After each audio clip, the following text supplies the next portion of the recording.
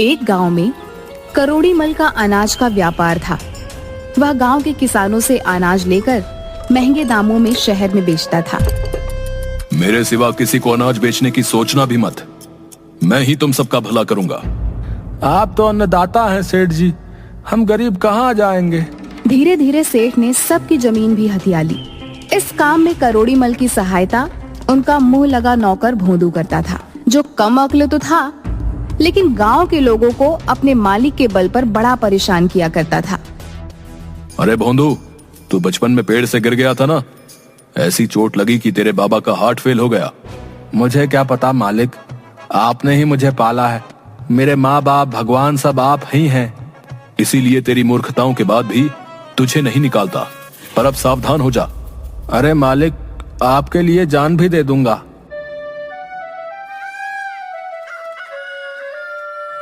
एक दिन करोड़ी मल भोंदू के साथ सामान लेने शहर गया।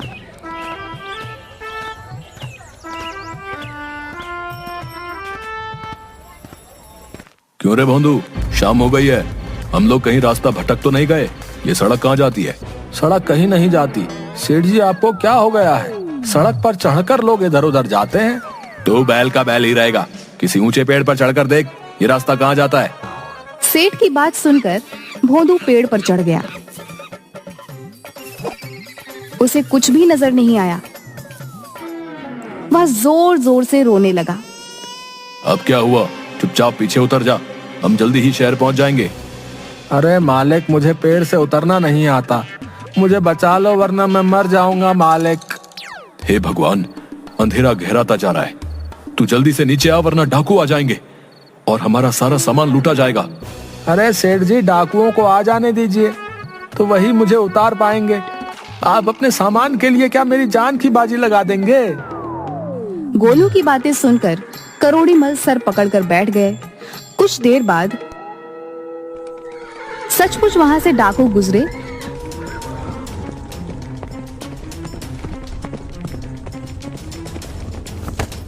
उन्होंने संजीदा राम को पूरी तरह से लूट लिया और भोदू को पेड़ से नीचे उतारकर फेंक दिया। हाय मेरी कमर, मेरी कमर टूट गई। जब उतारना ही था तो धीरे से उतारते। चलिए सेठ जी, जल्दी से चलते हैं, अब डरने की कोई बात नहीं।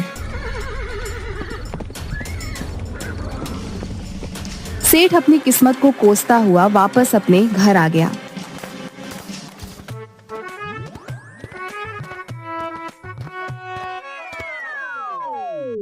आज के बाद जब मैं सामान खरीदने जाऊंगा तो तू मेरे साथ नहीं जाएगा। रात को सेठ के बेटे को बाथरूम जाना था। अरे ओ भोंदू, जरा सुरेश को संडास तो ले जा। अरे क्या करना है उसे? उसे लघु शंका करनी है। ना, मुझे विश्वास नहीं। अगर उसने कुछ और भी कर दिया तो मेरी जिम्मेदारी नहीं। आज्ञा से ज्यादा या कम कुछ नहीं करने दूंगा। हाँ। हे भगवान, तू रहने ही दे, मैं ही ले जाऊंगा। कुछ दिनों बाद सेठ वापस शहर सामान खरीदने के लिए गए तो सेठ की दुकान पर एक साधु आया। मुझे भूख लगी है, मुझे भोजन कराओ, भगवान तुम्हारा भला करेगा। वाह वाह वाह, बड़ा आया भोजन करने वाला। मांग तो ऐसे रहा है जैसे तेरी अम्मा यहाँ खाना बना कर रखती है। चल भाग यहाँ से। भगवान के भक्तों के साथ ऐसा व्यवहार अच्छा नहीं है। तुझे इसका फल मिलेगा। अरे जा जा, फल मिलेगा, फल मिलेगा, फल मिलेगा तो खा लूंगा। तू अपना काम कर। भोदू इसी तरह का व्यवहार सबके साथ करता था और सेठ का मुंह लगा नौकर होने के कारण वो पूरा फायदा उठाता था। एक दिन करोड़ी मल अपनी जमीनों की लिखा पढ़ी कर रहे थे कि उनका चश्मा गंदा हो गया। उन्होंने भोदू को बुलाया। अरे ओ भोंदू, जरा ये मेरा चश्मा तो साफ कर दे, कुछ भी नजर नहीं आ रहा है। अभी लो मालिक, ऐसा चमका दूंगा कि मुझ पर नाज करोगे। मालिक को खुश करने के लिए कमअक्ल भोदू सोचने लगता है कि क्या किया जाए। तभी उसे पास में रहने वाली घुमरी की आवाज सुनाई देती है। देख सुगनिया, मेरा बर्तन कितना चमक रहा है। कुछ भी चमकाना हो तो चूल्हे की राख से सूखा ही रगड़ देना चाहिए। अरे बस इतनी सी बात है, आज मालिक से इनाम लेके रहूंगा। वह चूल्हे की राख से रगड़ रगड़ कर चश्मा साफ कर देता है, जिसके कारण चश्मे के शीशों पर खरोच पड़ जाती है। अरे कमबख्त, ये क्या कर दिया मेरे चश्मे का तूने? इसी समय तू यहाँ से निकल जा। हे भगवान, अब मैं हिसाब किताब कैसे करूं? सेठ जी गुस्से में आकर भोदू को नौकरी से निकाल देता है। बहुत जगह नौकरी ढूंढता है, लेकिन उसकी नौकरी कहीं भी नहीं लगती। उसके व्यवहार के कारण और कम बुद्धि के कारण कोई भी उसे रखना नहीं चाहता। नौकरी तो मिलने से रही, मेरे लिए यही अच्छा है कि मैं अपना काम करूं। आज से मैं जंगल में जाकर लकड़ियां काट लूंगा। ना कोई मालिक है, ना नौकर, ना कोई डांटना फटकार। आराम से जीवन बिता लूंगा। जिंदगी में कभी भी मेहनत से काम ना करने के कारण वह किसी तरह पेड़ पर तो चढ़ गया, लेकिन कुल्हाड़ी से लकड़ियां काटने में उसकी जान निकलने लगी। लेकिन वह थोड़ी बहुत लकड़ियां काट कर ले आया और उन्हें बेचकर एक दिन का खाना बना लिया। अगले दिन वह फिर लकड़ियां काटने चला। मुझसे ज्यादा लकड़ियां तो काटी नहीं जाती हैं। ऐसा करता हूँ, पेड़ की सबसे मोटी डाल पर बैठ जाता हूँ, उसी को काट दूंगा। भले ही एक टहनी काटूं, कम से कम ज्यादा लकड़ी तो मिलेगी। वह जिस डाल पर बैठा है उसी डाल को काटने लगता है। तभी वहाँ से एक साधु गुजरता है और उसे इस तरह से डाल काटते हुए देखकर जोर से चिल्लाता है। अरे मूर्ख, पागल तो नहीं हो गया है? जिस डाल पर बैठा है उसी को काट रहा है। मरना चाहता है क्या? अभी नीचे गिरेगा। साधु की बात पूरी होने से पहले डाल टूट जाती है और भोदू सूखे पत्तों के ढेर पर गिर जाता है और मन ही मन सोचने लगता है, लगता है ये साधु बड़ा ही चमत्कारी है। इसे सब कुछ पहले से पता है। मुझे इसके ही पैर पकड़ लेने चाहिए, यही मेरी नैया पार करेगा। अरे भाई, क्या तुम कोई ज्योतिषी हो? तुम्हें मेरे गिरने का पता पहले ही कैसे चल गया? तुम महाज्ञानी हो, जरा दया करके मुझको बताओ कि मेरा भविष्य क्या है। भोदू की इतना कहते ही साधु समझ गया कि भोदू पूरी तरह से मूर्ख है। उसे याद आ गया कि इसी भोदू ने उसके साथ बुरा व्यवहार किया था। वाह प्रभु, आपने इसको सबक सिखाने के लिए मुझे अवसर दे दिया। बिल्कुल सही समझे। मुझे वर्तमान भविष्य सभी का ज्ञान है बच्चा। मेरी दिव्य दृष्टि बताती है कि तुम्हारी मौत तुम्हारा पीछा कर रही है। महाराज, ये आप क्या कह रहे हैं? मुझे कोई तो उपाय बताइए। बिना दान के ज्ञान नहीं दे सकता हूं। तुम मुझे पैसे दो, मैं तुम्हें भविष्य का ज्ञान दूंगा।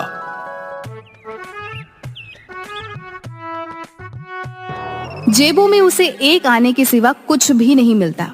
साधु महाराज, मेरे पास सिर्फ यही एक आना है।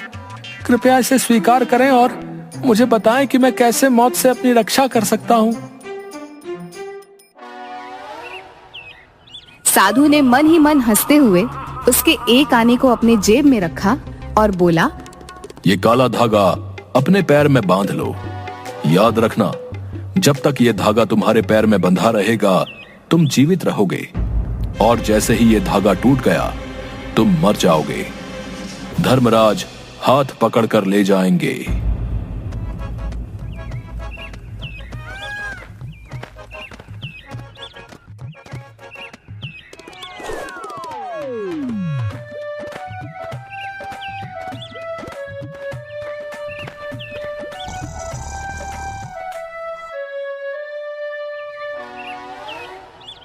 अजी, कुछ पैसे कमा कर लाओ। सुबह से घर में चूल्हा भी नहीं जला है। क्या हम लोगों को भूखा मारोगे? अरे भाग्यवान, मेरे पास ज्यादा समय नहीं है। मैं बिस्तर से उठा और मेरे पैर का धागा टूटा तो तू विधवा हो जाएगी। क्या बकवास कर रहे हो? धागा टूटने से भला कोई मरता भी है? अरे आज मैं एक ऐसे महाराज से मिला था जिसे भूत भविष्य सबका पता था। उन्होंने कह दिया तो ये होना निश्चित है। भोदू की पत्नी जानती थी कि भोदू के दिमाग में जो आ गया उसको हटाना नामुमकिन है। मजबूरी में वह खुद ही काम करने सेठ करोड़ीमल के घर गई।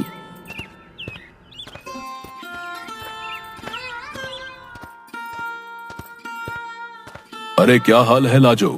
भोंदू ठीक तो है? इतने दिन हो गए, काम मांगने भी नहीं आया। अजय क्या बताऊं, वो तो रोज ही कुछ नए नए नाटक करते हैं।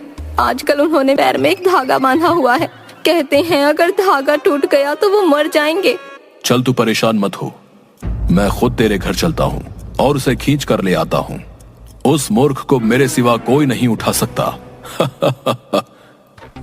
करोड़ीमल भोदू के घर पहुंचते हैं।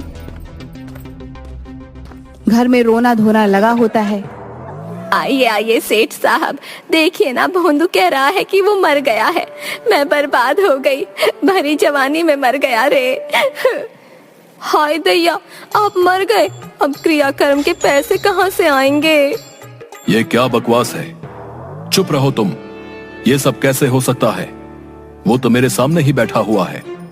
अरे भोंदू, तू क्या कर रहा है? सेठ साहब, जंगल में मैं एक बहुत बड़े साधु से मिला था। उसने मुझे पहले ही बता दिया था कि अगर ये काला धागा टूट गया तो मैं मर जाऊंगा। देखो ना, काला धागा टूट गया है। अब धर्मराज हाथ पकड़ कर ले जाएंगे। अरे पागल, जबकि सबके सामने जिंदा बैठा है तो मर कैसे गया? किसी ने तुझे बेवकूफ बनाया है। अब चल और काम कर। मैंने दूसरा चश्मा खरीद लिया है, चल अब उसको चमका दे। ये क्या कह रहे हैं मालिक? हम तो बाबा पर बहुत विश्वास करते हैं। मर गए तो मर गए, अब तो बस मेरे क्रियाकर्म का इंतजाम करिए। बाबा ने कहा था मरने पर धर्मराज हाथ पकड़ कर ले जाएंगे। अरे मरने के बाद तो धर्मराज के कोड़े खाने होंगे। दूसरा, ये सब तुझे जला भी देंगे। जिंदा रहेगा तो मेरे साथ हवेली पर ऐश करेगा। पर धागा तो टूट गया है। रहेगा मूर्ख का मूर्ख। अरे जब तक यमराज लेने आए कुछ और बांध ले, उन्हें कैसे पता चलेगा? अरे ये देख, अपनी कजरी के गले में पड़ी काली रस्सी धागे से ज्यादा मोटी है। पर वो हमारी कजरी को ले गए तो? अरे यमराज हाथ पकड़ के ले जाते हैं, कजरी के हाथ ही नहीं है। बस दोनों बच गए। वाह वाह मालिक, आप हमें बचाए लिए। अरे लाजो, आज से ये रस्सी हमरे गले में बांध दे, हम जी जाएंगे और कजरी भी जिंदा रहेगी। लाजो कजरी की रस्सी भोदू के गले में डाल देती है और करोड़ीमल उसकी मूर्खता पर हंसते हुए रस्सी पकड़कर उसे अपने घर ले जाते हैं।